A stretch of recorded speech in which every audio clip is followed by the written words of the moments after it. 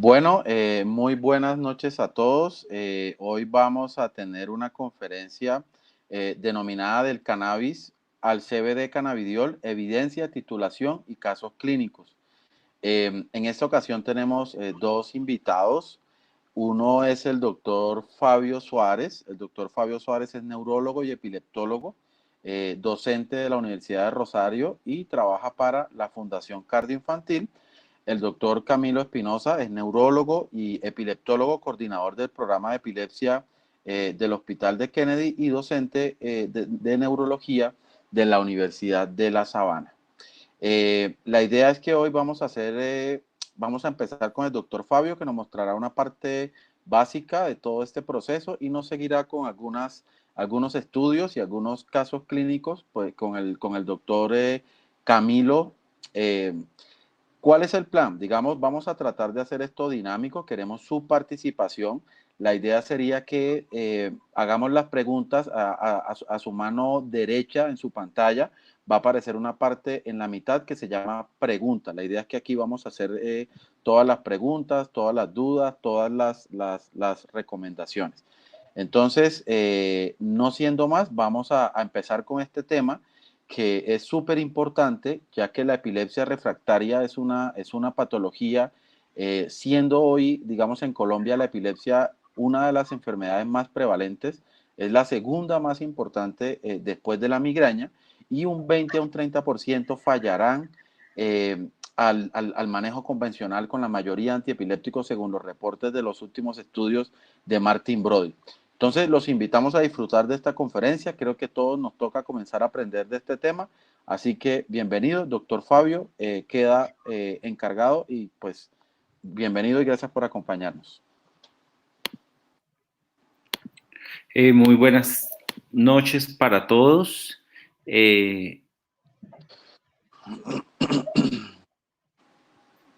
Presentando este tema, posiblemente para muchas personas nuevas, de respecto al cannabidiol exactamente, y a este tema que vamos a empezar pues a debatir hoy en cuanto al manejo de la epilepsia refractaria como tal.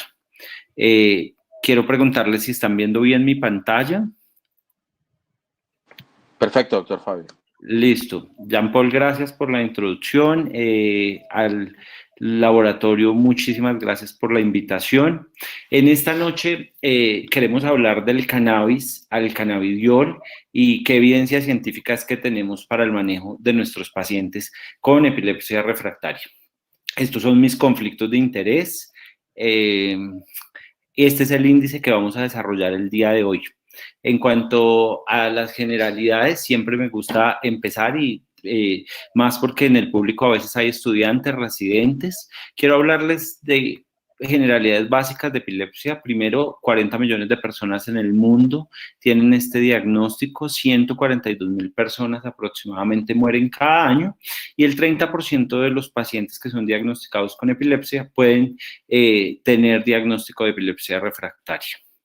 ¿Qué es una crisis? Porque hoy vamos a hablar mucho de estudios clínicos y vale la pena ver, porque hay muchos términos que usamos para describir las crisis. Uno de los más frecuentes y que posiblemente hoy ya no deberíamos estar usando casi son las convulsiones, pero pues podría ser una crisis con la manifestación motora. Entonces, quiero hablarles qué definimos como crisis, y son esos signos y síntomas transitorios secundarios a una actividad neuronal sincrónica y excesiva. El diagnóstico como tal de un paciente epiléptico lo hacemos cuando tenemos ya dos crisis no provocadas o reflejas separadas de 24 horas, o cuando por electroencefalograma o resonancia podemos concluir que este paciente tiene un riesgo mayor de recurrencia del 60%, o cuando electroencefalográficamente tenemos un síndrome epiléptico que por clínica adicionalmente nos cuadra para hablar de que el paciente así haya hecho una primera crisis, tiene un síndrome epiléptico y concluimos que tiene diagnóstico de epilepsia. Y la otra definición que quiero que les quede hoy claro para que entendamos todo el tema es cuando hablar de refractariedad. Y hablamos de refractariedad cuando encontramos que las crisis epilépticas persisten a pesar de dar 2 fármacos antiepilépticos en monoterapia o en combinación que han sido bien tolerados, apropiadamente seleccionados y que han sido empleados de una forma adecuada por el paciente.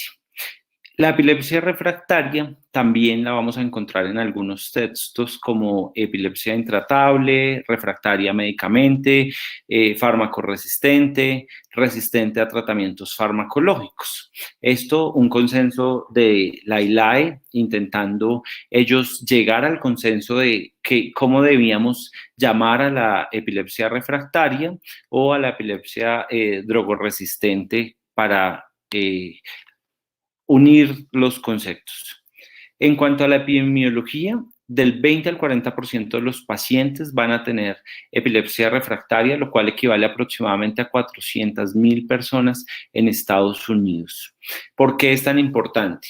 Si ya como tal un paciente epiléptico tiene una gran probabilidad de sufrir de estigma, discriminación, de tener menos probabilidad de empleo, de ser probablemente tener como menor calidad de vida, pues cuando un paciente se torna en paciente epiléptico refractario es mucho peor.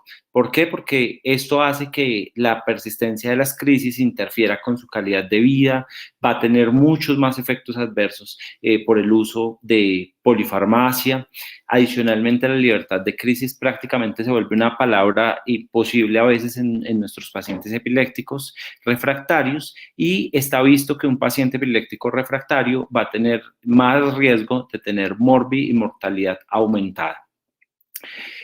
Esto, un consenso de la ILAE para hablar de cómo iniciar la monoterapia en un paciente. Sé que no es el tema de hoy, simplemente quiero hacerles como una introducción. Este artículo vale mucho la pena para que definamos cómo trataríamos a nuestros pacientes y es que en las últimas 3 décadas el arsenal de medicamentos para tratar las crisis ha incrementado muchísimo, llegando aproximadamente a tener 25, 30 fármacos para el control de crisis epilépticas. ¿Qué escribió el doctor Brody? El doctor Jean Paul en la introducción ya nos hablaba y el doctor Brody hizo un estudio en el que tomó aproximadamente 470 pacientes a los cuales comparó con 3 medicamentos diferentes para iniciarlos en monoterapia.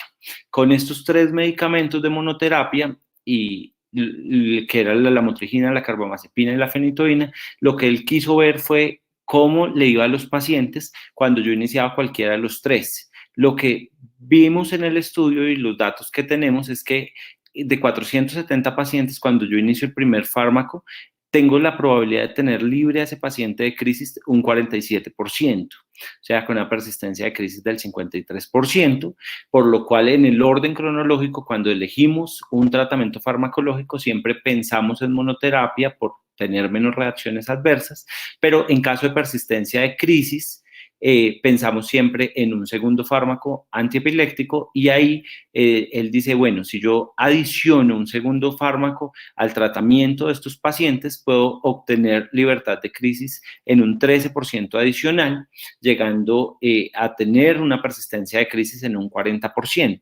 Este 40% de pacientes viene dándonos esa estadística que yo les hablaba del diagnóstico de epilepsia refractaria y lo que él nos dice es, mire, usted puede usar un tercer fármaco y posiblemente va a obtener una libertad de crisis de un 1% más, por lo cual persistiría con 39% de resistencia o de no libertad de crisis, y podría usted pensar en politerapia, adicionar otros medicamentos, con lo cual puede que llegue a una libertad de crisis aproximadamente de un 3% adicional, no más.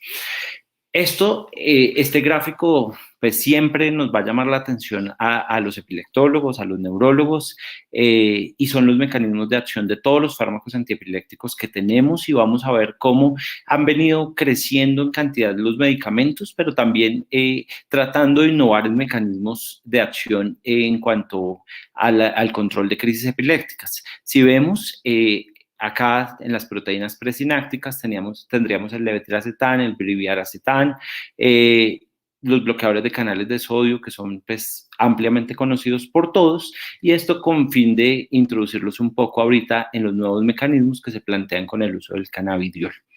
¿Qué es lo que tenemos entonces? ¿Qué hacemos con ese 40% de pacientes o de ese 20 a 40% que están en ese rango de refractariedad? Y aproximadamente en el último tiempo venimos trabajando en varias opciones de tratamiento diferentes para abordar esos pacientes. Ahí está primero el cannabidiol, que sería una opción adicional en el paciente con epilepsia refractaria, pero también tenemos otras opciones que han venido en aumento en la última década. Está el estimulador de nervio vago, está la estimulación cerebral profunda, la dieta cetogénica, la cirugía de epilepsia en cualquiera de sus, digamos que cualquiera de la elección de un grupo de cirugía que le vayamos a brindar al paciente, ya sea receptiva, ya sea paliativa. Y entrando en materia, hoy un poco y tratando de desmitificar un poco todo esto y que ustedes entiendan hoy también que no vamos a hablar de marihuana medicinal, no vamos a hablar del cannabis como tal, sino que vamos a hablar de un fármaco que tiene estudios y que tiene una evidencia ampliamente sustentada, que es el cannabidiol. Y quiero empezar con eso. ¿Qué ha pasado con la marihuana? ¿Qué ha pasado con el cannabis? ¿Y por qué lo tenemos que traer a colación? En la historia, a través del tiempo, hemos visto que hay sustento bibliográfico que habla que desde la antigüedad ya habían como escritos diciendo que se podía usar el cannabis como tratamiento tanto para crisis epilépticas como para espasticidad, depresión. Ustedes han visto que ha tenido mucho uso recreativo, la marihuana y el cannabis. Se ha venido preparando como en forma de esencias, aceites, fumado, y aparece un término que quiero hoy dejar bien claro y es el CBD o el fitocannabidiol. El fitocannabidiol. Esto es muy importante y pienso que hace una década posiblemente hablar o pensar que la marihuana o algún derivado de esta planta iba a ser el tratamiento para alguna enfermedad, pues generaba mucho, digamos que como miedo y de pronto algo de temor y algo también de rechazo por la sociedad científica.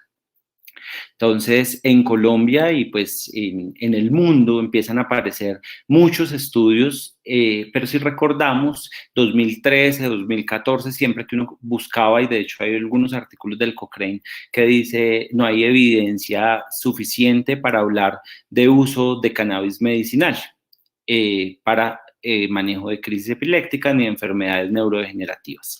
En Colombia en el 2016 apareció una ley para empezar estudios y hacer implementación del cannabis con usos o con finalidades medicinales. Aparece esta ley y me llamaba mucho la atención esta gráfica, viendo posiblemente hacia dónde apuntamos nosotros, si nos vamos posiblemente por una opción botánica o si nos vamos de pronto a una cosa con mucho más evidencia en cuanto a estudios, y es lo que hoy queremos hablarles a ustedes.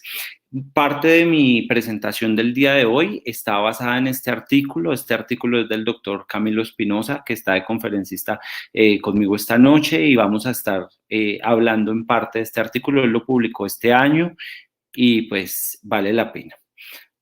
Lo primero, pienso que algunos han escuchado hablar de las esencias a base de cannabis o de los aceites, y una de las cosas fundamentales de los aceites era que nosotros no teníamos como la cantidad de dosis que le estábamos dando al paciente.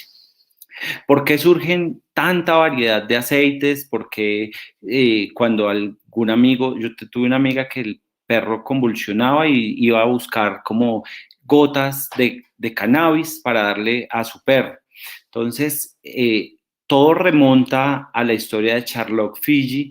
Charlotte fue una niña que tuvo síndrome de Dravet con unas crisis persistentes, con una epilepsia refractaria de difícil manejo, y sus padres piensan, bueno, el cannabis puede ser, ella tiene una gran mejoría de su frecuencia ictal con las gotas y desde allí se hace un cubrimiento mediático bastante extenso, dando pues como el reconocimiento a la mejoría de su frecuencia ictal, secundario a uso de esencias con componentes de cannabis.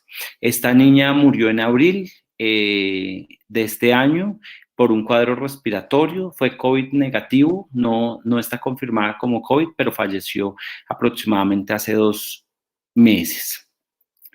¿Qué tenemos de estudios en cuanto a las fórmulas magistrales o a las fórmulas que conocemos con esencias? Hay varios estudios que intentaron ver el uso de cannabis y demostraba que muchos de los pacientes, esta fue una encuesta australiana que incluía 976 pacientes, y ellos decían que consumían cannabis independientemente de que su médico se los hubiera enviado. De hecho, solo el 6.5 consumían cannabis por una indicación médica.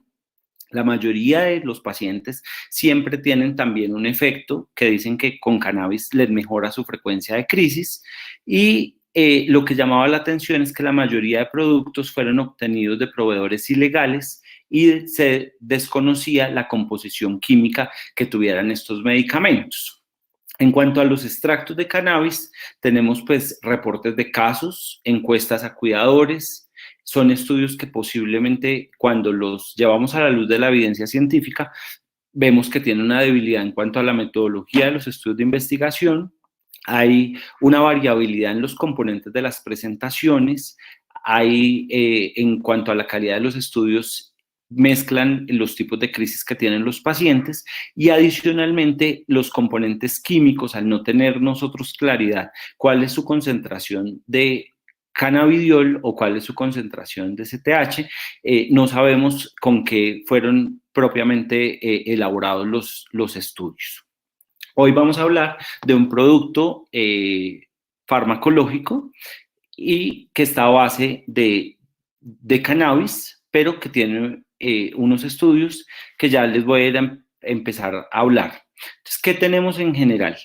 El CBD, como tal, es un derivado de un producto botánico del cannabis sativa. El cannabis sativa tiene más de 100 compuestos o de 100 cannabinoides. Los más conocidos y los más estudiados está el tetrahidrocannabidiol, que de aquí en adelante vamos a hablar mucho de THC y del CBD. ¿Qué hay de literatura en cuanto a ellos? Una revisión sistemática habla de 34 estudios preclínicos en 6 especies animales diferentes que mostraban que los componentes o los fármacos utilizados con THC tenían efectos anticonvulsivantes importantes, hasta con reducción de crisis del 61% de estos estudios, pero también con un efecto proconvulsivante del 2,9%, resultados mixtos en 2,9 y sin efecto clínico en 32,4. ¿Qué debemos recordar del tetrahidrocannabidiol? El tetrahidrocannabinol es el componente que está encargado de la mayoría de efectos psicoactivos de la marihuana como tal o de los derivados del cannabis, y es el que está relacionado a temas de adicción en descontrol de impulsos. El CBD, por el contrario, en estos estudios preclínicos, veíamos que tenía un efecto anticonvulsivante del 80,5 y no tenía efecto clínico en 19,5 de los pacientes, pero no mostró un efecto proconvulsivante, por lo cual la mayoría de estudios clínicos que vamos a hablar hoy tienen un componente de CBD. Esta es la estructura molecular de él, y el CBD, ¿qué debemos tener presente? Primero, que no tiene acción psicotrópica. Es un compuesto que ha mostrado una eficacia alta como fármaco anticonvulsivante, como antipsicótico, neuroprotector, antidepresivo, ansiolítico. Adicionalmente, parece que tiene unas propiedades antiinflamatorias y antioxidantes importantes que ahorita en el mecanismo de acción les voy a explicar, y que tiene una baja afinidad por los receptores de cannabinoides o por el sistema de cannabinoides que tenemos pues en todo el cuerpo. Actúa adicionalmente sobre receptores como receptores de serotonina, como receptores opioides, por lo cual tiene gran utilidad también propiedades antidepresivas. Y otra de las cosas que más hemos visto es que tiene otros objetivos o otras dianas terapéuticas como canales iónicos y acción enzimática. Este es el sistema endocannabinoide en el cual evidenciamos los receptores CB1, que ellos están predominantemente en el sistema nervioso central, y los receptores CB2, que tienen una distribución más del sistema periférico.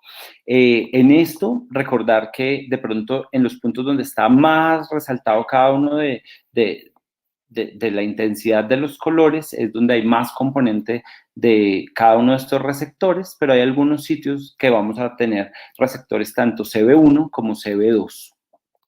El CB2 muestra grandes propiedades antiinflamatorias. Estas propiedades antiinflamatorias están mediadas por acción con la interleuquina 1 y con la interleuquina 6. Se dice que estas propiedades antiinflamatorias llevan a una regulación del ciclo celular.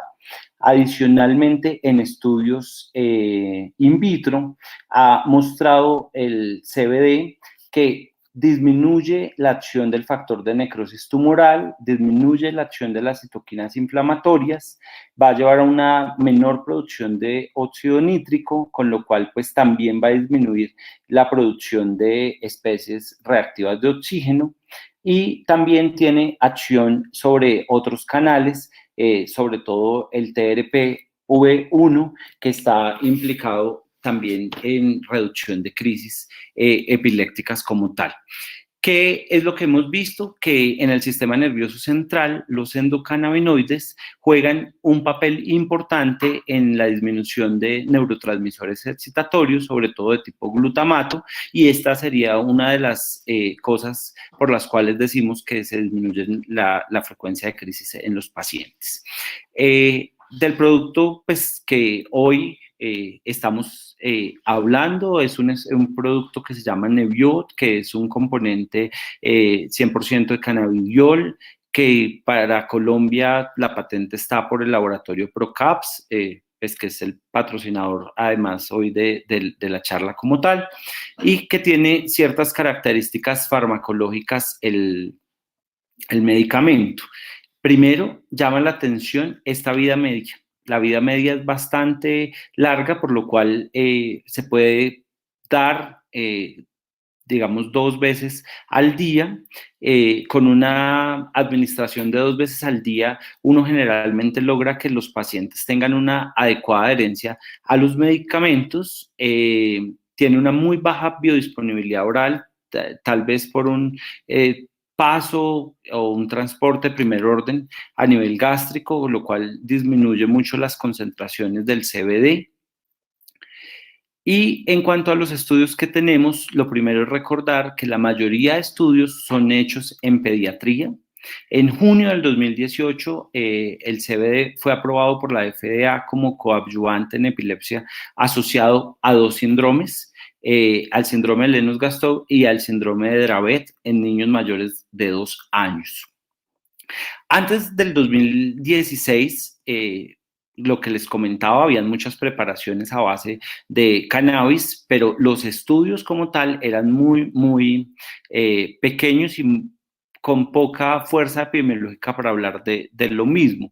Si vemos el número de participantes en estos estudios, es un estudio de 1978 que solamente mostraba 4 participantes. En 1980 ya algunos grupos empiezan a hablar pues específicamente de CBD, pero con unas participaciones muy bajas, lo cual hacía que pues no tuviera un sustento como tal para tener una aprobación por entidades gubernamentales pues bien fuertes. Este doctor Devinsky y colaboradores en 2016 y 2017 le trabaja pues a 3 estudios bastante grandes en específicamente estas 2 enfermedades, en síndrome de Lennox-Gastaut y en Dravet, que como bien sabemos son encefalopatías epilépticas de la infancia con recurrencia muy elevada de crisis, y estos 2 estudios pues ya empiezan a incorporar unos grupos un poco más grandes de participantes. Si vemos, en este incluye 137, en este 61, y ya les voy a hablar un poquito más de estos estudios. ¿Qué encontró él? En este primer estudio de 137 participantes, que la reducción media observada de las crisis fue aproximadamente del 36,5%, que los efectos adversos, si ustedes los ven en la mayoría, son somnolencia, disminución de apetito, diarrea, y en su siguiente estudio, que estudios además bastante cortos, porque solo de 12 a 14 semanas, pero en este siguiente encontró que el 43% de los pacientes tuvo disminución de la frecuencia ictal. En cuanto al CBD, ¿qué es lo que más se ha visto que controla crisis? Generalmente con predominio motor, y el doctor Devinsky, que era el que les estaba hablando, hace sus estudios ya colocando una dosis de medicamento entre 10, 20 miligramos por kilo aproximadamente, hace estudios. Doctor Fabio, señor, tenemos tres minutos. Bueno. Listo. Estudios doble ciego, aleatorizados contra placebo, en los cuales nos muestra pues la eficacia de los medicamentos. De estos estudios el doctor Camilo va a profundizar mucho más mostrándonos cada uno de los efectos adversos, pero lo que les quiero decir es que los efectos adversos en estos estudios que saca el doctor, lo que dice es, son efectos adversos de leve a moderado, que adicionalmente encuentra una reducción significativa de las crisis, y vemos que hubo una elevación de enzimas hepáticas en 3% de los casos, pero extrañamente en estos estudios lo que se ve es que esta elevación transitoria de las enzimas hepáticas autorresuelven a pesar de que los pacientes continuaban con el tratamiento. Entonces, estos estudios hay que verlos muy bien, hay que ver que eran pacientes con epilepsias refractarias con una alta frecuencia ictal, y que adicionalmente estos pacientes tenían un uso concomitante de otros medicamentos. Vale la pena recordar que el CBD también tiene una acción importante como inhibidor de enzimas hepáticas sobre el CYP, y de esta forma él va a hacer o va a inhibir el metabolismo de algunos fármacos, especialmente como el clobazam, el topiramato, el ácido valproico, y en algunos de los estudios que ya vamos a hablar un poco más, estas interacciones farmacológicas son las que debemos tener en cuenta. Estos 3 estudios, ahí están los porcentajes de reducción de crisis en síndrome de Dravet del 50%, en Lennox-Gastaut del 50%. Este estudio de Lennox-Gastaut me llama la atención porque ya incluía adultos. Si ustedes ven el de Dravet, solo decía que edades de 2 a 18 años, pero este de Lennox-Gastaut sí iba hasta los 55 años.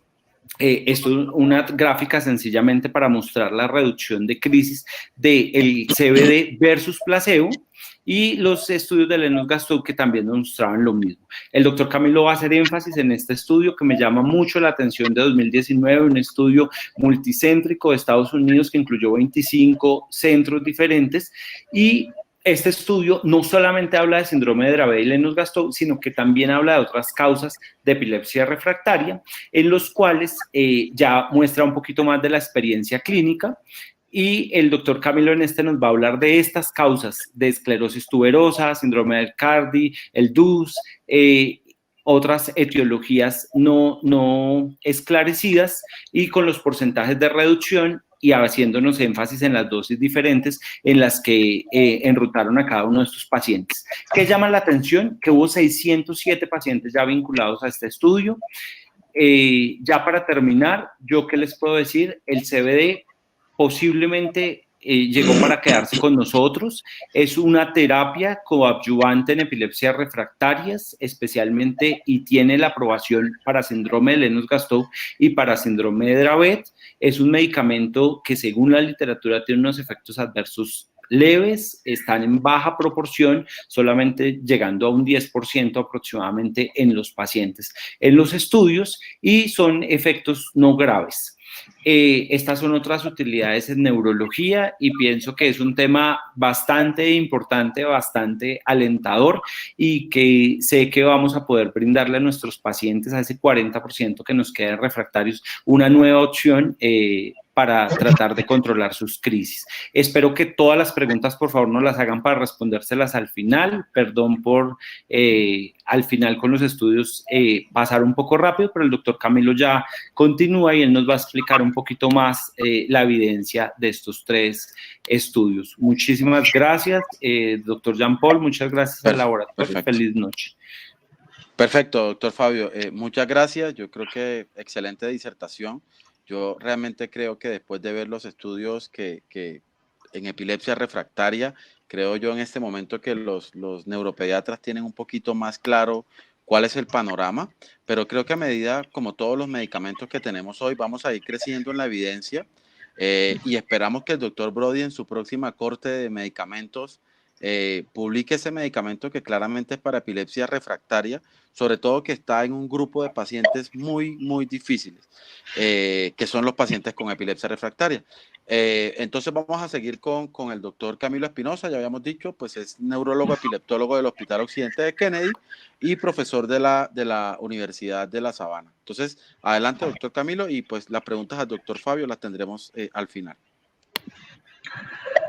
Bueno, buenas noches, muchas gracias Jean Paul por la introducción. El objetivo de mi charla es tratar de complementar un poco lo que habló Fabio, haciendo énfasis en las interacciones farmacológicas del cannabidiol con otros antiepilépticos, los efectos adversos y la forma de prescripción. Y el objetivo es poder dar algunas recomendaciones prácticas de cómo hacer la titulación y qué dosis utilizar en estos pacientes. Mis conflictos de interés, pues estas charlas son pagadas con honorarios como conferencista por algunos laboratorios, incluyendo el laboratorio Brocaps, que está promocionando esta charla y es el laboratorio que está comercializando el cannabidiol en Colombia. Sin embargo, es importante mencionar que todo lo que les voy a mencionar, pues, hace parte de mi autoría y está fundamentado en la revisión de la literatura y en la experiencia profesional. Voy a empezar mencionando algunos aspectos iniciales como para ponernos un poco en contexto. Y es importante tratar de reconocer los fármacos y los tipos de cannabinoides que tenemos en la actualidad y más o menos ponernos en contexto acerca de cuál es el producto del cual vamos a estar hablando esta noche. Hay 2 grandes tipos de cannabinoides, que son los cannabinoides sintéticos y los fitocannabinoides, que también son cannabinoides naturales derivados directamente de la planta. Hay 2 grandes tipos de cannabinoides sintéticos, que son el dronabinol y el nabilone, son análogos sintéticos de THC, que están aprobados por la FDA para el tratamiento de la anorexia en pacientes con VIH y la náusea inducida por quimioterapia. Esto lo digo más a modo de información general porque por obvias razones no tiene ninguna influencia en epilepsia. Luego están los fitocannabinoides, que hay muchos tipos, son cannabinoides naturales derivados directamente de la planta. Y hay muchos tipos, los más conocidos y los que eventualmente se usan más son el nabiximol, que es una mezcla de CBD y THC con una relación de 1:1 y está aprobado para el tratamiento de la espasticidad en esclerosis múltiple. Y las 2 alternativas que tenemos en epilepsia son el CBD purificado al 100%, que se comercializa en Estados Unidos y en Europa como Epidiolex, y es el que tiene la aprobación de diferentes entidades sanitarias para el tratamiento de la epilepsia refractaria en ciertos síndromes epilépticos. Y luego tenemos los extractos de cannabis que están enriquecidos con CBD y que están aprobados en algunos países para el tratamiento también de la epilepsia refractaria. Ahora, siempre es importante mencionar esto, y es algo en lo que suelo hacer mucho énfasis, y es que a pesar de que son 2 productos que eventualmente pueden tener similitudes en sus componentes químicos, son diametralmente opuestos desde el punto de vista farmacéutico y desde el punto de vista de evidencia clínica. El CBD purificado al 100% representa un modelo farmacéutico y es el que tiene la evidencia científica más sólida en epilepsia, que surge a partir de casi que 34 estudios en modelos animales en diferentes especies y 5 ensayos clínicos controlados, 4 de los cuales ya están publicados. Los extractos de cannabis representan más un modelo de sinergia botánica en el cual se cree que todos los componentes de la planta pueden llegar a ser más efectivos que un compuesto químico aislado. Sin embargo, la evidencia científica de estos extractos no es tan sólida y no es tan concluyente como si ocurre con el CBD purificado al 100%, y por ende lo que voy a mencionar en esta charla es única y exclusivamente de este compuesto químico que, como bien saben, en Colombia se comercializa con el nombre de Neviot. La evidencia científica, como lo mencionó muy bien Fabio, es bastante sólida. Surge a partir de 5 ensayos clínicos controlados y aleatorizados, 4 de los cuales ya están publicados y uno está en proceso de publicación, que es el ensayo de esclerosis tuberosa, y un ensayo clínico abierto internacional que a mí personalmente es uno de los que más me llama la atención porque refleja de una forma más clara la práctica clínica habitual y la vida real. Toda esta evidencia científica pues ha permitido que el cannabidiol sea aprobado por diferentes entidades sanitarias. En el 2018 fue aprobado por la FDA, el año pasado en septiembre fue aprobado por la EMEA, que es la Agencia Europea Reguladora de Medicamentos, y en enero de este año fue aprobado por NICE, que es una de las agencias reguladoras de medicamentos en el Reino Unido. Así que tiene todo el sustento científico y ustedes bien saben que estas entidades sanitarias y reguladoras pues no suelen aprobar medicamentos porque sí, sino que tienen que tener todo el sustento que demuestre su eficacia y su seguridad. Para poder hablar de la titulación es importante mencionar algunos aspectos un poco más específicos de los ensayos clínicos controlados y quiero contarles un resumen general de estos ensayos para que más o menos se hagan una idea del contexto en el cual estaban los pacientes que recibieron este tratamiento y tratar de extrapolar esas características clínicas a nuestra práctica clínica habitual. Estos pacientes que fueron incluidos eran pacientes extremadamente refractarios que habían ya utilizado muchos fármacos antiepilépticos, como ustedes pueden ver en la tabla. Al momento de ingresar al estudio estaban utilizando en promedio 3 medicamentos antiepilépticos. Muchos ya habían pasado por estimulador del nervio vago y por dieta cetogénica, y a pesar de todo este recorrido y de todas estas alternativas terapéuticas, seguían teniendo una frecuencia de crisis extremadamente alta. Para el caso de Dravet tenían una frecuencia de crisis basal aproximada de 13 crisis por mes, con unos rangos bastante amplios, y para el caso de Lennox-Gastaut tenían un promedio de 86 crisis por mes. Es decir, que eran pacientes extremadamente refractarios que habían utilizado muchas alternativas antes de llegar al cannabidiol, y bajo ese contexto es que podemos analizar los resultados clínicos de estos ensayos. Como muchos de ustedes saben, los principales desenlaces que medimos en los ensayos clínicos de medicamentos para epilepsia son el porcentaje medio de reducción de crisis y el número de pacientes que logra una reducción de más del 50% de las crisis. Son como los principales outcomes de la mayoría de los ensayos clínicos de medicamentos en epilepsia.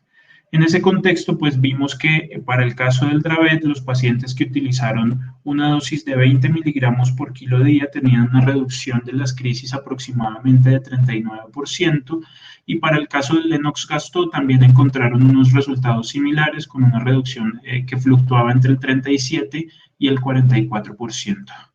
En el caso de síndrome de Dravet, el 43% de los pacientes tuvo una reducción de más del 50% en las crisis motoras y el 5% logró libertad de crisis. Y para el caso de Lennox-Gastaut, el 46% de los pacientes tuvo una reducción de más de 50% en las crisis de caída, que fue el desenlace que ellos evaluaron, y el 6% logró libertad de crisis. Ahora, cuando uno compara estos resultados con otros desenlaces y otros ensayos clínicos de otros fármacos antiepilépticos, pues se da cuenta que el cannabidiol definitivamente no es un medicamento milagroso, no es un medicamento que vaya a curar la epilepsia y a desaparecer por completo las crisis. Sin embargo, vuelvo y les digo, hay que tener en cuenta el contexto en el cual ocurre y en el cual se utiliza este fármaco. Son pacientes muy refractarios que han utilizado muchas alternativas de tratamiento y que aún así en ese contexto este medicamento puede, más o menos redondeando las cifras, disminuir casi que entre un 40 y un 50% la frecuencia de las crisis. Si a un paciente o a un familiar con un Lennox-Gastaut le decimos que le vamos a bajar las crisis de 20 crisis mensuales a 10 crisis mensuales, creo que eso puede llegar a tener un impacto importante en su funcionalidad y en su calidad de vida. Los 3 ensayos publicados hasta este momento pues han utilizado el mismo esquema terapéutico, que son dosis de 5 miligramos por kilo día, distribuido en 2 tomas, y luego empiezan a titular hasta llegar a una dosis de 10 a 20 miligramos kilo día, para que se vayan haciendo más o menos una idea de las dosis que podríamos eventualmente utilizar en nuestros pacientes. Ahora, otro de los estudios que me parece muy interesante es este estudio que fue publicado o que se ha publicado en diferentes fases. Es un ensayo clínico abierto internacional que también se conoce como un ensayo de uso compasivo o un programa de acceso extendido, en el cual hay un poco más de flexibilidad en los esquemas de tratamiento. No son tan rígidos esos esquemas porque no están dirigidos por, pues obviamente, los criterios de inclusión de los ensayos clínicos, que son mucho más estrictos, y eso permite que estos ensayos se aproximen un poco más a la práctica clínica real y la vida real de lo que vemos nosotros en el día a día. La importancia de este estudio, y en lo cual quiero hacer énfasis, es que no solamente han incluido a pacientes con síndrome de Dravet o con síndrome de Lennox-Gastaut. Estos estudios, en este caso puntual, se ha realizado el análisis de seguridad y eficacia desde hace casi 4 años y han hecho publicaciones seriadas. Y lo interesante es que la mayoría de los pacientes incluidos en estos estudios no tienen Dravet y no tienen Lennox, con lo cual se abren las alternativas de tratamiento para otros tipos de epilepsia y otras etiologías. Por ejemplo, aquí ustedes pueden ver en la tabla que la mayoría de los pacientes incluidos en este ensayo tenían epilepsias indiferenciadas, muchas de etiología desconocida, malformaciones del desarrollo cortical, esclerosis tuberosa, algunos síndromes genéticos puntuales. Y en general, esto nos permite más o menos buscar otras opciones de tratamiento diferentes a Lennox y a Dravet. Eran pacientes también muy refractarios que utilizaban una media de 3 antiepilépticos y tenían un promedio de 44 crisis por mes.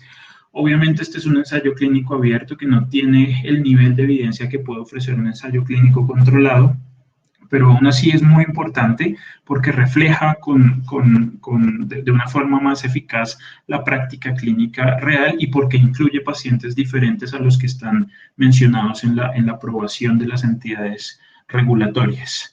En este caso, el porcentaje medio de reducción de crisis, tanto para crisis motoras como para crisis totales a la semana 12, fue de 53 y de 50% respectivamente. Y lo interesante es que a lo largo del tiempo, durante un seguimiento de más de 2 años, en este caso a la semana 96, ese porcentaje medio de reducción de crisis se mantuvo casi que en un mismo rango y en un mismo porcentaje, con lo cual se demostró que este medicamento puede llegar a ser muy efectivo y que su efectividad se mantiene a largo plazo, incluso por encima de los 2 años de tratamiento.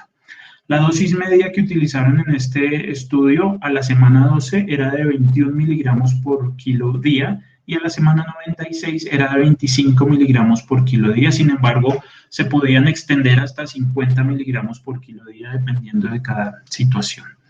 Entonces, si nos centramos en estos ensayos clínicos que les he mencionado, podríamos más o menos asumir que la dosis estándar o que el rango terapéutico para usar en nuestros pacientes fluctuaría más o menos entre 20 y 25 miligramos por kilo día. Sin embargo, es importante mencionar que la dosis y la forma de titulación debe individualizarse en cada paciente porque hay muchas circunstancias externas que pueden afectar la eficacia y la tolerancia a los efectos adversos. Además, hay muchos pacientes que pueden eventualmente controlarse con dosis más bajas. Por ejemplo, este estudio que se publicó recientemente en JAMA Neurology demostró que para pacientes con síndrome de Dravet que utilizaban una dosis de 10 miligramos por kilo día, la eficacia y la seguridad era mucho mejor que aquellos pacientes que utilizaban el CBD, pero a una dosis de 20 miligramos por kilo día. Entonces, la dosis es un poco fluctuante, aunque la mayoría de estudios coinciden en sugerir una dosis de entre 20 y 25 miligramos kilo día. Eso depende de cada paciente y se tiene que individualizar según los otros medicamentos que esté tomando, las interacciones que puedan eventualmente generarse, según el estado nutricional del paciente y según muchas otras variables que pueden influir en la eficacia y en la tolerancia de los efectos adversos. Es importante entonces profundizar en los efectos adversos y en las interacciones farmacológicas. Está claro, y a partir de los ensayos clínicos y de los datos publicados hasta el momento, debemos recordarle y avisarle a los pacientes y a los familiares que es muy probable que vayan a tener efectos adversos. En los ensayos clínicos, hasta el 93% de los pacientes con CBD presentan efectos adversos y eso es una realidad que es importante contárselas a ellos para que sepan qué es lo que puede eventualmente pasar. Afortunadamente, la mayoría de los efectos son leves, son transitorios, ocurren en las primeras 2 semanas de iniciado el tratamiento y dependen en gran medida de las interacciones farmacológicas. Aquí en esta gráfica ustedes ven un resumen de los efectos adversos reportados en los 3 grandes ensayos clínicos de cannabidiol y la mayoría de efectos adversos, pues afortunadamente son leves. Otro dato importante es que a pesar de que muchos pacientes tienen efectos adversos, las tasas de retención son altas y son relativamente buenas. Las tasas de retención hacen referencia en los ensayos clínicos al número de pacientes que continúan tomando el medicamento a pesar de experimentar efectos adversos o incluso a pesar de que la eficacia no sea muy buena. Y en este caso, para el ensayo clínico abierto internacional, la tasa de retención fue de 76%, lo cual es muy similar a las tasas de retención de otros fármacos antiepilépticos. Como ya vieron, entonces, los efectos adversos más frecuentes son somnolencia, hiporexia, diarrea, vómito, pirexia y fatiga. Es lo que más está reportado en la literatura. Son leves, afortunadamente, aunque son muy frecuentes. La mayoría ocurren en las primeras 2 semanas y la mayoría están relacionados con las interacciones farmacológicas del CBD. Y hay 2 de esos efectos adversos que, desde el punto de vista clínico, son los que pueden llegar a tener más impacto, que son la somnolencia y la elevación de las transaminasas.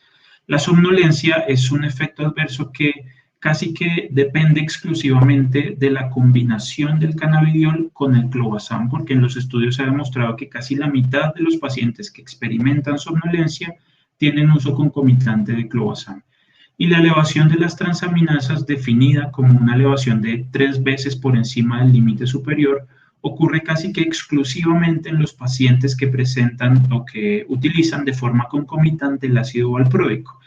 Afortunadamente eso no es tan frecuente, ocurre en cerca del 15 al 16% de los pacientes y la mayoría de los que presentan elevación de transaminasas es porque tienen uso concomitante de ácido valproico. Así que es muy importante para poder entender estos efectos adversos, conocer y comprender las interacciones farmacológicas del CBD.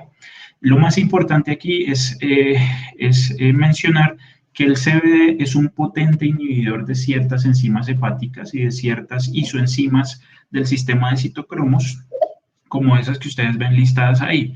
Por lo tanto, eso quiere decir en el papel que los medicamentos que utilicen esos mismos sistemas enzimáticos y que se den en conjunto con el CBD, pues van a tener un cambio farmacocinético porque sus niveles séricos, sus concentraciones séricas van a aumentar de forma significativa, potenciando eventualmente sus propiedades antiepilépticas. Es lo que se creía en un primer momento. Sin embargo, este estudio que me parece muy interesante, que se publicó ya hace unos 3 años, demostró que aunque hay muchas interacciones farmacológicas, muy pocas tienen relevancia clínica. Prácticamente de todas, solamente una es la que puede llegar a tener relevancia clínica y es la combinación entre el clobazam y el cannabidiol. Les resumo un poco lo que hicieron en este estudio. Lo que hicieron fue coger a pacientes que estaban en los ensayos clínicos y medirles las concentraciones séricas de 19 fármacos antiepilépticos. que utilizaban en conjunto con el CBD. Entonces les medían los niveles antes de iniciar el CBD y a la semana 2 y a la semana 4 de iniciar el CBD y miraban qué pasaba con las concentraciones séricas.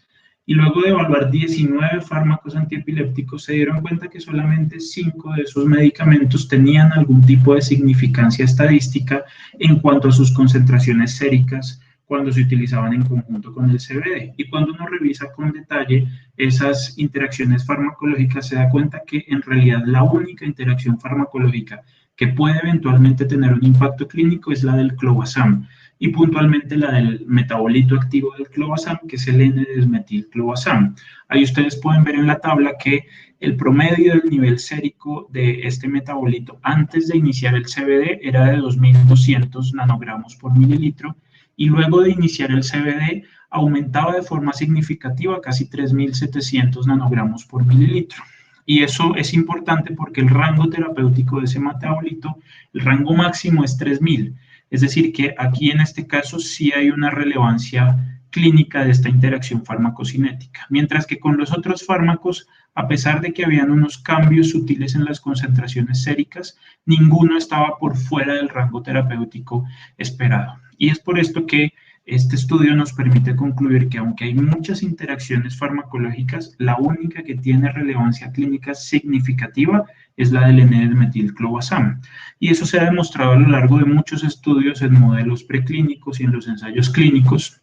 Está claramente demostrado que el cannabidiol aumenta los niveles séricos del metabolito activo del clobazam hasta en un 50 a un 70%, contribuyendo de forma significativa a los efectos adversos, puntualmente somnolencia y sedación, que es lo que veíamos en los ensayos clínicos, que la mayoría de los pacientes que tenían estos efectos adversos es porque tenían la combinación de clobazam y cannabidiol.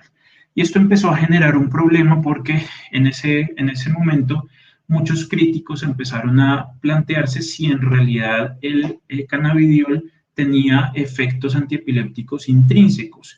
Muchos críticos en ese momento pensaban que la eficacia del cannabidiol no era porque ese medicamento tuviese propiedades antiepilépticas intrínsecas, sino porque ejercía unos cambios farmacocinéticos en otros medicamentos, potenciando las propiedades antiepilépticas de otros medicamentos. Afortunadamente, eso ya se ha esclarecido bastante y en los últimos 2 años hemos tenido muchos artículos que han desvirtuado esa hipótesis. Y la evidencia científica actual ha demostrado que el mecanismo de acción del CBD es independiente del clobazam. Hay muchas razones para justificar esas. Las dos más importantes para mí es que en modelos preclínicos, en modelos animales, se demostró que la administración de dosis bajas de CBD no mejoraba los efectos anticonvulsivos del clobazam, aun cuando sus concentraciones séricas aumentaban de forma significativa. Es decir, que esto confirma en modelos preclínicos que el efecto y la interacción farmacocinética entre estos dos medicamentos no es suficiente para explicar el efecto antiepiléptico del cannabidiol. Y eso además se confirmó en unos metaanálisis recientes que se publicaron hace menos de 2 meses, en donde lo que hicieron fue evaluar los pacientes de los ensayos clínicos que utilizaban y que no utilizaban la combinación de CBD con clobazam y demostraron que el efecto terapéutico era independiente del uso concomitante de clobazam, como ustedes lo pueden ver en esta gráfica del metaanálisis, en donde independientemente de que el paciente no utilizara o utilizara clobazam, los resultados favorecían el concepto, la hipótesis de que el CBD tenía propiedades antiepilépticas intrínsecas. Ahora, lo que sí está claro es que a los pacientes parece que les va mucho mejor cuando se combina el cannabidiol con el clobazam, y está claramente demostrado que eso produce un mayor efecto anticonvulsivante que cuando se utilizan por separado. Eso obviamente a expensas de muchos efectos adversos. Y lo interesante de este mecanismo es que el año pasado, en este artículo que ustedes ven ahí referenciado, se demostró que esa combinación de cannabidiol y clobazam ejerce una modulación alostérica positiva en el receptor GABA cuando se combina. cannabidiol con clobazam. Es decir, es un nuevo mecanismo de acción descrito en el cannabidiol. Lo que se cree es que el cannabidiol probablemente tiene un sitio de unión al receptor GABA diferente de las benzodiazepinas y diferente de los barbitúricos. Es decir, que al combinar el cannabidiol con el clobazam se potencia y se ejerce un sinergismo sobre la activación del receptor GABAérgico, potenciando obviamente pues todos los fenómenos de hiperpolarización que son necesarios para el control de las crisis epilépticas. Es algo parecido a lo que ocurre cuando combinamos barbitúricos con benzodiazepinas. Por ejemplo, en algunos casos desesperados podemos eventualmente combinar, por ejemplo, fenobarbital con una benzodiazepina con el objetivo de hiperestimular ese receptor GABAérgico y generar una mayor activación porque son dos fármacos que se unen en sitios diferentes de ese receptor. Pues algo parecido es lo que estaría ocurriendo con la combinación del cannabidiol y del clobazam. Y el otro punto importante a tener en cuenta no solamente son las interacciones farmacológicas, sino las interacciones con los alimentos. Y esto es muy importante porque hay muchos estudios que han demostrado que los alimentos afectan de forma significativa las concentraciones séricas del CBD. Y esto es muy importante para individualizar las recomendaciones de prescripción. Hay un ensayo clínico que se publicó el año pasado en donde lo que hicieron fue coger a pacientes, a personas sanas que se les administraba CBD en diferentes circunstancias. CBD en ayuno, CBD luego de una comida alta en calorías y en grasas, CBD luego de una comida intermedia en calorías, CBD con leche entera y CBD con alcohol. Y miraron qué pasaba con las concentraciones séricas. Y los resultados fueron bastante concluyentes y demostraron que, en comparación con el ayuno, las comidas altas en calorías y en grasas que tenían un promedio de 900 kilocalorías podían llegar a aumentar la concentración sérica del CBD hasta 5.2 veces. Así que esto es muy importante para individualizar las recomendaciones de prescripción en cada paciente. Por ejemplo, si van a iniciar un cannabidiol en un paciente que está utilizando de forma concomitante ácido valproico y clobazam, es muy probable que ese paciente vaya a tener muchos efectos adversos. Así que una de las alternativas para tratar de mitigar esos efectos adversos es decirle al paciente que consuma el CBD en ayunas y que trate de alejarlo de las comidas y que en la medida de lo posible no sean comidas que tengan una alta carga calórica y menos en grasas. Esto también es muy importante, por ejemplo, en pacientes con dieta cetogénica, que muchos de ellos pueden eventualmente combinarse con CBD, porque pues estos pacientes suelen tener unas dietas ricas en grasas con altas cargas calóricas y eso puede impactar las concentraciones séricas del CBD, aumentándolas de forma significativa, aumentando la exposición sérica al medicamento y por ende produciendo más efectos adversos. Lo que les acabo de mencionar está resumido en esta gráfica, en donde vemos las concentraciones séricas en diferentes momentos de los pacientes que estaban en ayuno, en la línea azul, en comparación, por ejemplo, con los pacientes que tenían o consumían el CBD con una dieta alta en calorías y con una gran carga de grasas. Entonces, las diferencias fueron bastante significativas y es importante tenerlo en cuenta. Y ya para finalizar, teniendo en cuenta todo lo que les he mencionado, pues vamos entonces ahora sí a hablar de la titulación y de la forma de prescripción. Lo primero es conocer bien el producto. El producto, como ya lo hemos mencionado, se conoce como Nebiot, viene en una solución oral, tiene un frasco por 60 mililitros y cada mililitro contiene 100 miligramos de CBD purificado. No son gotas porque eso es algo que hay como en la percepción general, esto no se da con gotas, esto es una solución oral que se da pues con jeringas y se calcula a partir de centímetros. Es importante y es una ventaja que tenemos con el cannabidiol y que no tenemos, por ejemplo, con los extractos de cannabis, y es que con el cannabidiol conocemos muchas de sus propiedades farmacológicas básicas. Sabemos, por ejemplo, que su tiempo de concentración sérica máximo del Tmax es de 4 a 5 horas, tiene un volumen de distribución bastante alto, alcanza su estado estable en 2 días, tiene una vida media efectiva de 10 a 17 horas, con lo cual se puede dar en 2 tomas al día. Tiene una vida media de eliminación prolongada que está explicada en gran parte por ese volumen de distribución tan alto. Tiene una alta porcentaje de neonaproteínas y uno de los principales dolores de cabeza para los fabricantes del cannabidiol es que tiene una muy baja biodisponibilidad oral, y por eso se han intentado buscar otras alternativas de administración, han buscado alternativas dérmicas, inhaladas, cápsulas, pero ese siempre ha sido un problema con la farmacología del cannabidiol. Esta es la forma en cómo viene el cannabidiol. Viene en un frasco, que es el que les acabo de mencionar. La caja viene con 2 jeringas, una jeringa de 5 mililitros y una jeringa de 1 mililitro, y viene con este tapón que se adapta al frasco y pues tiene el tamaño perfecto para que también se adapte uno de los extremos a las jeringas.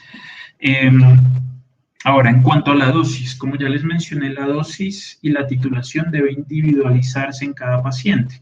Una cosa es lo que nos dicen los ensayos clínicos y otra cosa es la práctica clínica real. Obviamente hay que tener una guía y hay que tener unas recomendaciones generales, pero esas guías no son una camisa de fuerza. Cada paciente debe individualizarse y la dosis y la titulación va a depender de las interacciones farmacológicas, de la tolerancia de ese paciente a los efectos adversos, del patrón de alimentación, del estado nutricional, de las comorbilidades, etc. No es lo mismo iniciar un cannabidiol en un paciente que tiene dieta cetogénica, que tiene ácido valproico y que tiene clobazam, a iniciar un cannabidiol en un paciente que tiene inductores enzimáticos como el fenobarbital, como la carbamazepina, como la fenitoína. Son contextos diferentes. Lo que sí está claro es que lo más importante es iniciar de forma lenta y gradual, sobre todo en aquellos pacientes que usan clobazam y que usan ácido valproico, que han demostrado ser los medicamentos que tienen una relevancia clínica en cuanto a sus interacciones farmacológicas.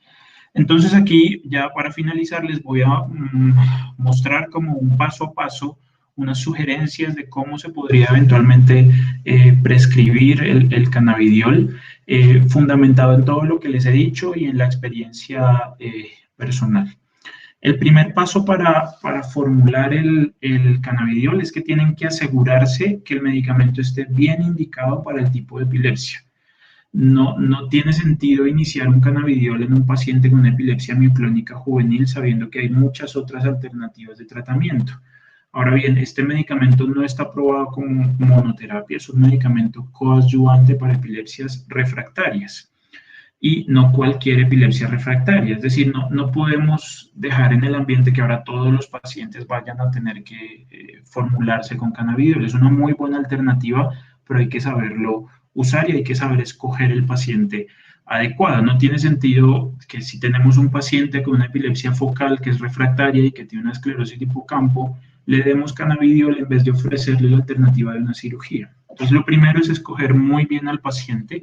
Es importante tener en cuenta que aunque está aprobado para Lennox y para Dravet, como ya les mencioné en los ensayos clínicos abiertos, se utiliza para muchas otras etiologías de epilepsia y el abanico de posibilidades es bastante amplio. Pero lo más importante es que para los pacientes refractarios, nunca este medicamento debe reemplazar un estudio prequirúrgico cuando el paciente tiene una probable indicación de cirugía, porque eso siempre va a ser mejor y es importante tenerlo en cuenta.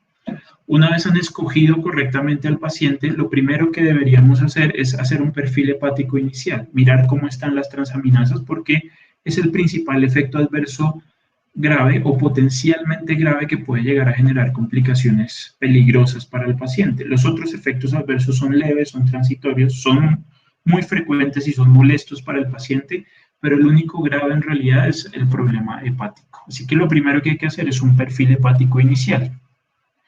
Si el perfil hepático inicial no es normal entendiendo como anormalidad la elevación de 3 veces el límite superior de las transaminasas. Si ese es el escenario, pues no es prudente iniciar el cannabidiol. Hay que buscar la causa de esa alteración hepática, hay que buscar un tratamiento y hay que esperar y hay que plantear otras alternativas. Ahora, si el perfil hepático es normal, podemos iniciar la prescripción. ¿Cómo la iniciamos? La sugerencia de muchos expertos y la sugerencia de mi práctica clínica habitual es que inicien con dosis bajas de 5 miligramos por kilo día distribuido en 2 tomas, es decir, una toma en la mañana y una toma en la noche. Entonces, por ejemplo, si tenemos un paciente de 60 kilos, un adulto promedio de 60 kilos, al cual le vamos a iniciar la dosis de 5 miligramos por kilo día, pues serán 300 miligramos al día distribuidos en 2 tomas. 150 miligramos en la mañana y 150 miligramos en la noche. Recuerden que el producto viene por cada mililitro 100 miligramos de CBD, es decir, que en este caso tendríamos que darle 1.5 cc en la mañana y 1.5 cc en la noche. La verdad es que es bastante, pues relativamente fácil de formular y de titular. Y eso lo hacemos durante 2 semanas. Y luego de 2 semanas aumentamos la dosis a 10 miligramos por kilo día distribuidos en 2 tomas. Es decir, que para ese mismo paciente de 60 kilos ya no le daríamos 300, sino 600 miligramos al día. Es decir, 300 en la mañana y 300 en la noche, lo que sería básicamente 3 cc en la mañana y 3 cc en la noche. Ahora, hay que recordar que esto se debe individualizar, porque si el paciente recibe ácido valproico y clobazam, sabemos que es muy probable que tenga más efectos adversos. Así que muchos expertos recomiendan que en ese contexto la titulación sea mucho más lenta y algunos incluso sugieren que se queden en la dosis de 5 miligramos por kilo día durante un mes y luego revaloren con la tolerancia a efectos adversos y con el perfil hepático. Y en esos pacientes es muy importante evaluar el patrón de alimentación. Lo ideal es que consuman el CBD en ayunas y no en relación con las comidas y evaluar las comorbilidades como la desnutrición, la enfermedad renal o cualquier enfermedad que pueda producir eventualmente hipoalbuminemia. Recuerden que el CBD tiene un porcentaje de una proteínas mayor al 90%, con lo cual todas las situaciones clínicas que produzcan hipoalbuminemia pueden aumentar la fracción libre y producir más efectos adversos. Eso es lo que hacemos básicamente en el primer mes. Al mes de iniciar esa titulación, citamos nuevamente al paciente con un nuevo perfil hepático.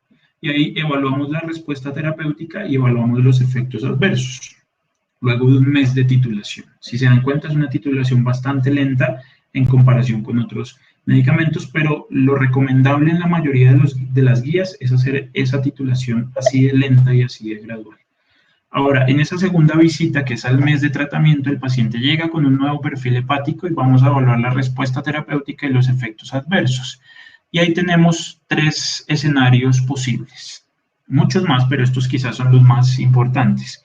El primer escenario ideal es que el paciente con dosis bajas tolere efectos adversos y logre una respuesta terapéutica adecuada. Ese es el escenario ideal y en ese contexto, pues la idea sería seguir igual con una dosis de 10 miligramos por kilo día. Ahora, hay que definir bien qué es eficacia, porque la definición de eficacia pues es muy variable. Sin embargo, lo ideal, a partir de los ensayos clínicos, es que este medicamento pueda reducir en más del 50% la frecuencia basal de crisis. Eso, desde el punto de vista personal, para mí es eficacia con este medicamento. No todos los pacientes tienen que titularse hasta 20 o 25 miligramos kilo día, porque está claramente demostrado que algunos pacientes con dosis bajas se pueden controlar muy bien. El siguiente escenario es que el paciente tolere efectos adversos, pero el medicamento no sea eficaz. Entonces ahí sí vamos a tener que seguir subiendo la dosis y la forma de subirla es subir de a 5 miligramos por kilo día cada 2 semanas hasta llegar a una dosis aproximada entre 20 a 25 miligramos por kilo día. Se puede subir incluso mucho más hasta tolerancia de efectos adversos. Los ensayos clínicos abiertos incluyen incluso hasta 50 miligramos por kilo día. Yo la verdad dudo mucho que los pacientes toleren esas dosis tan altas, pero más o menos podríamos llegar hasta esa dosis aproximada de 20 a 25 miligramos por kilo día y se revalorará en 2 meses adicionales. Y el tercer escenario es que el paciente, luego de la primera titulación y al mes de tratamiento, no tolere efectos adversos. Ahí lo que tenemos que hacer es evaluar el impacto real de esos efectos adversos, porque una cosa es que el paciente diga, me siento un poquito mareado, me da algo de náusea y nada más, a decir que el paciente está con diarrea persistente, está dormido todo el día y está con un mal manejo de secreciones. Son 2 escenarios muy diferentes y hay que evaluar el impacto real de esos efectos adversos. Obviamente, si el paciente definitivamente no los tolera y son efectos adversos que afectan su funcionalidad diaria, hay que reconsiderar la dosis. ya sea bajar la dosis del cannabidiol o bajar la dosis de los otros medicamentos, sobre todo si es clobazam y ácido valproico. Hay que evaluar la alimentación y las comorbilidades. Hay que decirle al paciente que evite el consumo del CBD en relación con las comidas y que lo mejor es que lo tome en ayunas, idealmente. Ahora, si seguimos en ese esquema y asumiendo que al paciente le va bien y que tolera el medicamento, ya sea que se quede igual o que subamos la dosis a 20 a 25 miligramos, lo ideal es ver a ese paciente a los 3 meses con un nuevo perfil hepático. Es decir, si ustedes se dan cuenta, hay que hacer 3 perfiles hepáticos. Por lo menos son las recomendaciones generales. Uno antes de iniciar el tratamiento, otro al mes de tratamiento, que es donde más suelen elevarse las transaminasas, y otro a los 3 meses de tratamiento. De ahí para adelante ya se pueden hacer de forma esporádica, de manera semestral o incluso anual, dependiendo de la tolerancia de efectos adversos. En este punto es importante que recordemos que si el medicamento no es eficaz luego de 3 meses de tratamiento a dosis por encima de 20 a 25 miligramos por kilo día, la verdad es que es improbable que vaya a funcionar. Por lo menos es lo que se ha mostrado en los estudios y en los ensayos clínicos, y ahí lo más prudente es buscar otras alternativas, porque es muy poco probable que con dosis tan altas, luego de 3 meses de tratamiento, el medicamento vaya a funcionar. El tratamiento, si funciona, que ocurre en muchos pacientes, se puede continuar de forma indefinida vigilando el perfil hepático de forma semestral.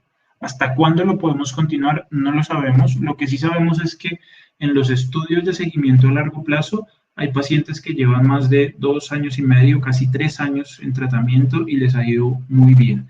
Así que por lo menos podemos continuarlos durante ese tiempo y ya veremos en un futuro pues qué puede pasar. Muy bien, para terminar entonces quiero compartir con ustedes mis conclusiones. El CBD es una alternativa terapéutica eficaz y segura en pacientes con epilepsias muy refractarias. A pesar de la alta frecuencia de efectos adversos, la mayoría son leves y las tasas de retención son altas. Las interacciones farmacológicas son muchas, pero las únicas que han demostrado relevancia clínica son con el clobazam y con el ácido valproico. Y la dosis y la titulación debe individualizarse en cada paciente. Hay muchas variables externas que influyen en la forma en cómo debemos titular ese medicamento. Este es el grupo de trabajo al cual pertenezco, que es el grupo de neurología y el programa de epilepsia del Hospital de Kennedy y el posgrado de neurología de la Universidad de La Sabana. Muchas gracias por su atención. Bueno, perfecto, Camilo. Excelente presentación. Creo que quedó bastante claro. Yo quiero saber si hay algunas preguntas. Recuerden que las preguntas se hacen en el panel de preguntas que está en la parte intermedia a mano derecha. Y quisiera saber si hay preguntas. Bueno, la primera, doctor Fabio, está disponible. Dice, aunque no tiene una autorización INVIMA para otras epilepsias refractarias como las descritas, Dravet y Lennox, ¿se puede en Colombia iniciar en refractarias no quirúrgicas? Yo pienso que sería una indicación off-label, pero sí se puede iniciar. Pues, o sea, obviamente hay que justificar muy bien en la historia clínica. Pienso que Camilo nos explicaba muy bien el tipo de epilepsias refractarias en las que le podemos apuntar a iniciar el medicamento. O sea, obviamente descartando, y pues yo creo que descartando causas estructurales que puedan ser susceptibles de una corrección quirúrgica, descartando interacciones farmacológicas, se podría. Ok, Camilo, una pregunta. ¿Tú lo has utilizado en adultos? Porque si bien lo que tú dices, algunos ensayos clínicos van hasta edades mayores, la mayoría de pacientes son niños. ¿En este momento tú tienes algún paciente con este medicamento siendo adulto y una indicación diferente a Lennox? O... Sí. Yo en realidad tengo unos 8 o 10 pacientes formulados, están en proceso de autorización, pero de esos solamente 2 tienen Lennox. Yo veo adultos, yo no veo niños, y la mayoría de los, pues no es usual ver Dravet en adultos, no es usual ver tampoco muchos Lennox, salvo que uno esté en un centro de referencia. Así que Mi percepción es que no se debería restringir a esas dos únicas alternativas porque la evidencia, aunque todavía no es tan sólida, está en construcción y para mí el ensayo abierto internacional es muy concluyente en cuanto a la evidencia en otros tipos de epilepsias diferentes al Lennox y a Dravet. Se viene probablemente para este año la aprobación para esclerosis tuberosa y seguramente en unos meses o en unos años tendremos aprobaciones ya de manera un poco más indeterminada para diferentes tipos de epilepsia. Claro, súper interesante, Camilo, porque realmente uno cuando como epileptólogo de adulto ve a algunos pacientes, típicamente estamos acostumbrados a ver Lennox, otras West para los neuropediatras, digamos, pero nosotros vemos muchos pacientes que la epilepsia los deteriora bastante o muy rápido y no responden a ningún medicamento y son pacientes que a veces uno estudia bastante bien y no le encuentra ninguna otra causa, así que creo que es una alternativa válida. Acá hay otra pregunta, dice, ¿por qué el seguimiento de las transaminasas es tan frecuente? ¿Existe algún tipo posible de daño hepático en el mediano o largo plazo? Hay una cosa interesante que olvidé mencionar en ese aspecto y es que el cannabidiol no afecta de forma significativa las concentraciones séricas del ácido valproico, por lo cual se cree que la elevación de las transaminasas no tiene que ver con esa interacción farmacocinética, sino con un mecanismo aún desconocido. No sabemos desde el punto de vista histopatológico y a nivel hepático qué tipo de daño se produce, no lo sabemos. Lo que sí sabemos es que la mayoría de los pacientes, cuando elevan transaminasas, las resuelven esa elevación de forma espontánea. Los ensayos muestran que el 50% de las elevaciones de transaminasas resuelven simplemente con observación y el otro 50% resuelve simplemente con bajar la dosis o modificar los otros antiepilépticos y no hay ningún caso descrito de un daño hepático permanente y grave, por lo menos en lo que está publicado en los ensayos clínicos. Perfecto. Aquí hay una pregunta súper interesante, digamos, que dice, ¿cuál es la seguridad en pacientes con trastornos psiquiátricos o consumo de sustancias? Creo que esto es súper interesante porque muchos pacientes con epilepsia tienen trastornos como depresión, ansiedad, etcétera. Y a veces nosotros como epileptólogos nos restringimos de utilizar algunos medicamentos que causan trastornos de la conducta, como levetiracetam. ¿Qué piensan ustedes de eso? Hace unas semanas estuvimos en una conferencia con la Sociedad Colombiana de Psiquiatría Biológica hablando puntualmente de efectos adversos neuropsiquiátricos en el cannabidiol, porque hay una percepción errónea de que el cannabidiol, al ser un extracto de cannabis o un componente del cannabis, puede producir dependencia, puede producir efectos adversos neuropsiquiátricos, pero eso es totalmente falso porque estamos hablando de un cannabidiol purificado al 100% y ninguno de los ensayos clínicos ha demostrado efectos adversos neuropsiquiátricos y mucho menos dependencia. La dependencia surge con el THC, que afortunadamente pues no está en el cannabidiol purificado, porque el THC tiene la capacidad de desensibilizar los receptores de cannabinoides endógenos. Y lo otro importante es que el cannabidiol, el mecanismo de acción es independiente del sistema endocannabinoide, no tiene nada que ver con el sistema endocannabinoide, que es el responsable de los efectos psicotrópicos, con lo que ocurre principalmente con el THC. Entonces es un fármaco muy seguro desde el punto de vista neuropsiquiátrico, no produce dependencia porque no tiene nada que ver con el THC, no produce, por lo menos en los ensayos clínicos, efectos adversos neuropsiquiátricos. Y eso creo que es importante mencionar que es una ventaja frente a los extractos de cannabis, porque los extractos de cannabis, aunque tienen una concentración baja de THC, tienen THC. Usualmente los extractos de cannabis vienen con una relación de 20:1. Es decir, por cada 20 partes de CBD hay una parte de THC.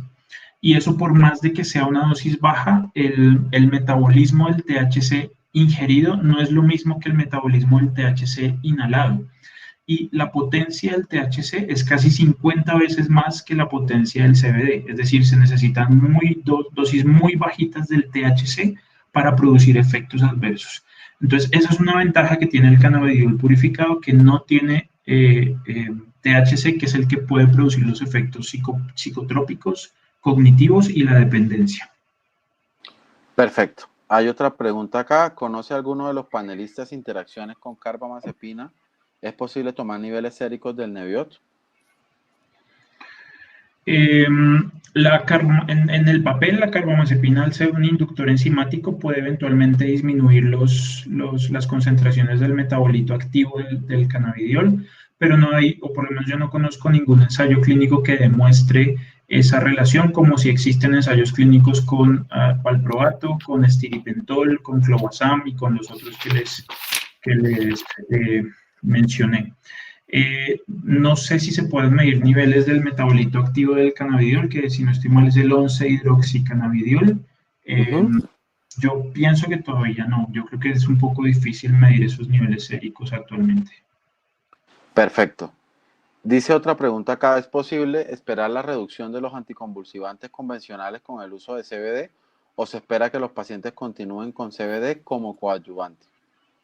Yo pienso que en este momento, o sea, la indicación que está avalada es como coadyuvante. O sea, para aclarar dos cosas. Como monoterapia, no hay estudios fuertes para avalar el uso de cannabidiol solo como monoterapia. En los pacientes que responden, yo pienso que como todas las terapias alternativas que tenemos para epilepsia refractaria, dependiendo de la evolución, vamos a poder ir haciendo disminución gradual de los otros fármacos anticonvulsivantes que usamos de manera concomitante.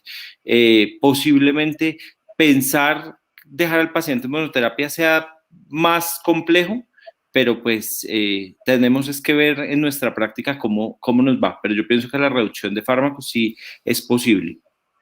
Igual creo, no sé qué piensan ustedes en la práctica clínica diaria de un paciente con ese. Jean-Paul, ¿se fue la señal? Jean-Paul. Creo que se congeló. Creo que perdió la señal, sí. Bueno, pues si quiere terminamos de revisar algunas de las preguntas. Dice acá, Camilo, ¿existe interacción con los antirretrovirales, con las estatinas o con los anticoagulantes orales? Pues la interacción, como les mencioné, el CBD es un inhibidor enzimático de esas isoenzimas del sistema de citocromo. Así que puede eventualmente tener muchas interacciones. Lo que pasa es que como es un medicamento tan nuevo, no tenemos evidencia sólida que demuestre si esas interacciones tienen relevancia clínica. Porque, por ejemplo, lo que pasó con los antiepilépticos, antes pensábamos que como era un potente inhibidor enzimático, interactuaba con todos y eso se iba a volver un caos y iban a aumentar o a disminuir significativamente las concentraciones séricas. Pero luego del ensayo clínico del 2017 nos dimos cuenta que a pesar de que hay muchas interacciones, solamente una tiene relevancia clínica, que fue con el clobazam. Y ni siquiera es que sea malo desde el punto de vista clínico combinar el cannabidiol con el clobazam. Por el contrario, se potencia el efecto y se ejerce un efecto sinérgico sobre el receptor GABAérgico. Obviamente van a aumentar los efectos adversos, pero la eficacia también se va a potenciar mucho. Lo otro que hay con lo de los antirretrovirales es que se ha visto que para manejo de náuseas e inapetencia, el cannabidiol sí mejoraría, digamos, esos tipos de síntomas en antirretrovirales. Yo estaba viendo un estudio que habla de mejoría de autoestima en los pacientes que consumen cannabidiol.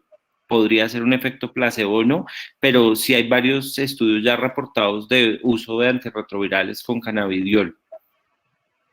Así Perfecto. Hay otra pregunta acá. Dice, ¿seguimiento con ecografía hepática en algún estudio? No, yo desconozco si, no sé, en la experiencia que yo tuve cuando participé en los ensayos de Epidiolex en Europa, no, ninguno hacíamos, pues no se hacían ecografías hepáticas porque las elevaciones de transaminasas eran transitorias, eran leves en la mayoría de los casos, no producían una disfunción hepática a largo plazo y muchas, prácticamente todas, desaparecían con el seguimiento o con la modificación de la dosis. Perfecto. Hay otra pregunta acá que dice, ¿puede existir tolerancia al medicamento? Yo pienso que no. O sea, en la práctica lo que uno ve, si es solo CBD no tendría por qué hacer efecto, digamos, de tolerancia ni dependencia con CBD al ser 100% CBD. Digamos que con las fórmulas magistrales o con los componentes completos de una sustancia de origen, pues como más artesanal, posiblemente sí. Acá quería recordarles un estudio de la FDA que evaluaron como muchos concentraciones de esencias o de aceites, en el cual concluyeron que 8 de como 18 no tenían CBD y solo como 8 tenían y concentraciones de menos del 1% y uno solo tenía el 2,6. Entonces, ese sí es el problema que teníamos con los pacientes que nos llegaban a consulta diciéndonos, no sé si a ustedes les tocó vivir, yo compro gotas y uno decía, pero ¿dónde? ¿Cómo las toma? ¿Quién se las administra? Entonces uno no sabía las concentraciones. Yo pienso que no habría ese efecto con CBD. Perfecto. Aquí hay una pregunta que dice, ¿es posible pensar más adelante en un medicamento que combine CBD con THC en bajas concentraciones, teniendo en cuenta la hipótesis que el CBD puede contrarrestar los efectos psicotrópicos del THC y tener efectividad en epilepsia? Pues ese es el fundamento de los extractos de cannabis, que plantean que la eficacia depende de una cosa que se llama el efecto séquito, que es el entourage effect en inglés, y que plantea que todos los componentes de la planta pueden llegar a ser más efectivos que el componente químico aislado. ¿Cuál es el problema ahí? Que el THC en modelos preclínicos ha demostrado en un porcentaje de estudios que es proconvulsivante. Y a eso hay que sumarle que el THC es el responsable de los efectos psicotrópicos de la planta, es el que es análogo o agonista de los receptores CB1 y CB2 y puede llegar a producir dependencia, puede afectar procesos de memoria, puede generar síntomas neuropsiquiátricos.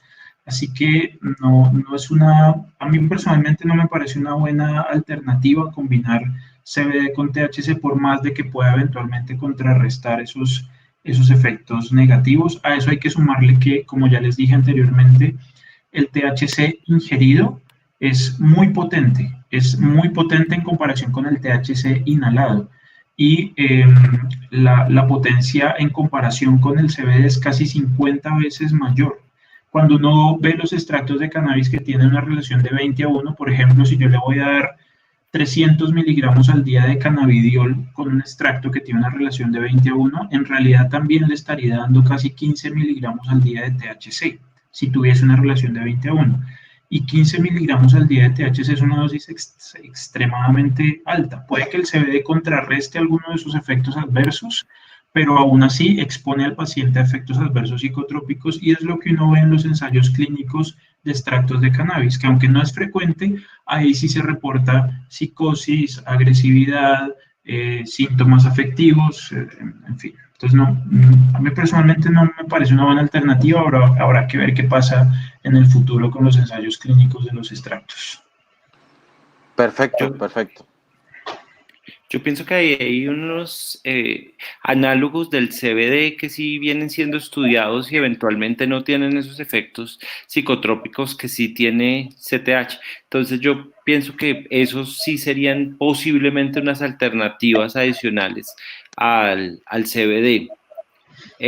Lo otro, pues también la eficacia, ¿no? O sea, yo pienso que el hecho de tener un fármaco avalado con estudios que podemos formular y que podemos hacer un seguimiento, digamos el esquema que nos explicó Camilo, queda muy claro de qué laboratorios debo hacerle al paciente y eso nos permite tener, pues, en cierta forma así, un fármaco nuevo para brindarle la oportunidad a los pacientes.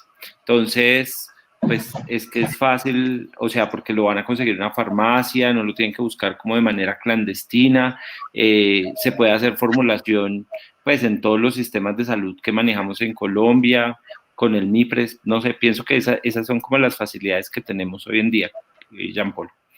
Perfecto. Yo creo que nos hace falta mucho a los neurólogos de adultos aprender de esto. Es muy raro diagnosticar un Lenos, me ha pasado, o un Dravet en edades adultas, pero siguen existiendo. Creo que esta población es interesante. El resto, yo creo que es lo que dice Camilo. Los ensayos clínicos son súper importantes para poder acumular experiencia, y yo creo que pues la invitación es a Procaps a incluirnos como Colombia, como otras empresas, como UCB, etcétera, que nos han invitado a ensayos clínicos, y es importante, creo que, crecer en la experiencia y nos dará una luz más clara en 2 o 3 años de cómo se comportará, porque probablemente esto va a ser un medicamento más. Lo que no sabemos es qué más nos va a aportar. Ojalá esperamos que mucho, sobre todo que muchos de nuestros pacientes con epilepsia refractaria están polimedicados o ya fueron operados. Pero ahí viene otra cosa, es que yo creo que los neurólogos de adulto, lo hablábamos con Camilo en una reunión que tuvimos en estos días, estamos en deuda un poco de profundizar esa transición de los síndromes epilépticos de la infancia que hoy en día ya nos están llegando a nuestra consulta como adultos, que es un tema que pues vale la pena empezar a profundizar mucho más, familiarizarnos más con este tipo de síndromes, y los estudios preclínicos. Había hasta el mes pasado, Camilo, casi 1000 estudios andando con derivados de cannabis avalados o registrados en Colciencias.